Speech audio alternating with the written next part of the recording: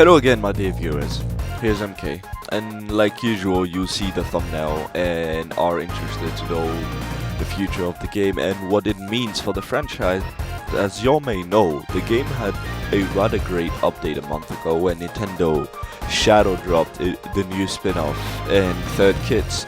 Before the announcement, most people had given up the idea of new kits, anything of that sort, so getting those kits, well, as Splatoon Raiders was the greatest comeback of the year for Splatoon 3. So now, let's head to the main 3 points we're gonna speak in this video.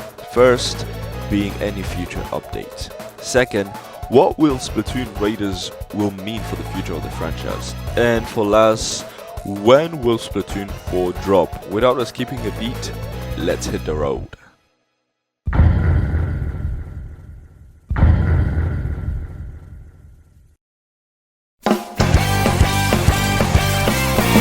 Okay, so with the new update of 10.0, we got 30 new kits, and I won't say every one of them, so I will let my editor just show them to you. And on the other side, we got the weapons that didn't get third kit. So here's my first argument, and the most simple one is, why didn't Nintendo give them third kits? And to put it simply, I believe we're gonna get them in the future, not like before, where it was every 3 months that we got new content like weapon kits and new maps, but this time the time period will be extended maybe 5 to 6 months, who knows.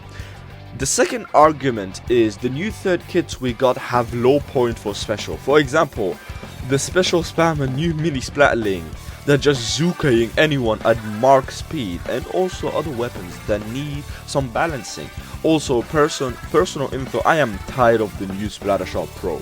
That shit needs to be nerfed.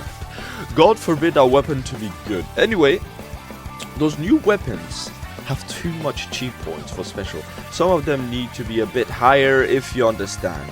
And also there's other aspect that the dev need to fix. Rainmaker becoming dog shit right now and less people wanting to play it in comp. Don't get me wrong, I still think Rainmaker should still be played and trained, but most of the higher rankers themselves say it. New weapons like the new Octobrush and Splattershot with Kraken counter it so easily, and also the new Toxic Mist buff, low-key annoying. But for my third point, it is obvious, Nintendo didn't say that Urchin wasn't the last map, so we can expect a new map appearing soon. And my guess is gonna be a Splatoon 2 map, since I didn't play the game. Write which map you think it's gonna be in the comment section. Anyway, we can understand Nintendo is doing all of this to attract and bring back the people to Splatoon, and the sole reason being Splatoon Raiders. I have seen a lot of non-Splatoon YouTubers and other people become interested in the game after seeing the video for Splatoon Raiders, and let's not lie, the vid was fire, and I can't wait to play it also. You might have seen the others collabs from YouTubers like Dude and Chase, who made videos with Humphrey McDumphrey and Philly Beats You, those being the best example. For future wise, we will see other YouTubers wanting to play Splatoon 3 to prepare for Splatoon Raiders. We will maybe see other collabs in the near future, and if the game is successful, maybe more and more people will play it, like Cory Kenshin, Nerami for example, or even Penguin Zero, who already played the game on launch, and maybe other YouTubers will also want to give it a try. So only the future will tell us, but not gonna lie, I have great expectation for the game. And since it is a solo adventure game as that, the only thing we can tell from now, hopefully we get more news about it so we can see what else we should expect from it.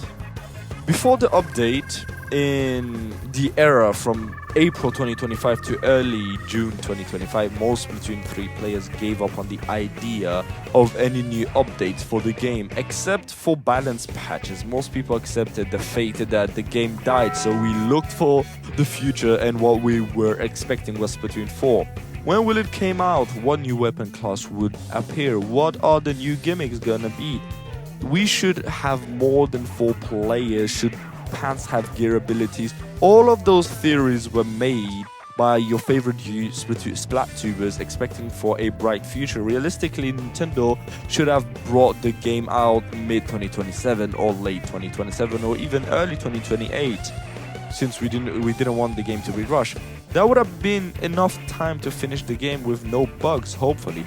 But that's the past, since now we got new updates and proof that they will not be the last, and also Splatoon Raiders. For this reason, we will make the appearance of Splatoon 4 move further later, like 2029, 2030, or even 2031.